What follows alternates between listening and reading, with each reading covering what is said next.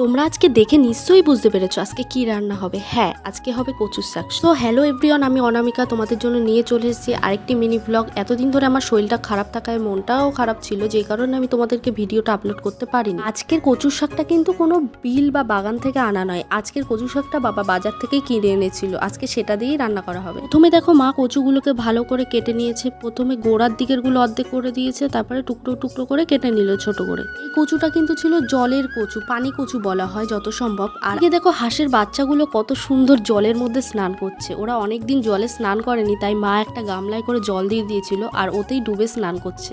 প্রথমে কচুর শাকগুলোকে ভালো করে লবণ দিয়ে সিদ্ধ করা হয়েছে, কারণ যাতে গলা না ধরে এর জন্যই সিদ্ধটা করা হয়। আর একটা কথা, তোমাদের ভালোবাসার কারণেই কিন্তু আজকে আমার 90টা সাবস্ক্রাইবারের থেকে 300টা কমপ্লিট হয়েছে। আশা করি তোমরা এভাবেই আমাকে সাপোর্ট। আমি মনে করি প্রথমেই কেউ লক্ষ্যে পৌঁছে যেতে পারে না, ধীরে ধীরে ধাপে ধাপে এক এক পা এগিয়ে এগিয়ে তবেই আমরা উঠতে পারি। এদিকে দেখো তোমাদের সাথে কথা বলতে বলতে মার কচুর শাকটাও সিদ্ধ হয়ে গেছে। শাকটা সিদ্ধ হয়ে গেলে ওর মধ্যে গোটা কাঁচা লঙ্কা চিড়ে দিয়ে কড়াইতে তেল দেওয়া হলো, তারপরে একে একে তেজপাতা, শুকনো লঙ্কা, পাঁচফোড়ন ফোড়নে দেওয়া হলো। ওগুলো হালকা বাদামি হয়ে গেলে ওর মধ্যে কচুর শাকটা ঢেলে দেবো। এরপরে একে একে নুন, হলুদ আর চিংড়ি মাছটা দিয়ে দেবো। চিংড়ি মাছটা কিন্তু আমরা ভাজিনি, একটু সিদ্ধ করে রাখা যাতে গন্ধটা আসে। এভাবে ঢেকে ঢেকে ভালো করে কচুর শাকের গায়ের জলটা টানিয়ে নেবে, দেখবে খেতে ভালো লাগবে। ভিডিওটা ভালো লাগলে চ্যানেলটি সাবস্ক্রাইব করে দিও।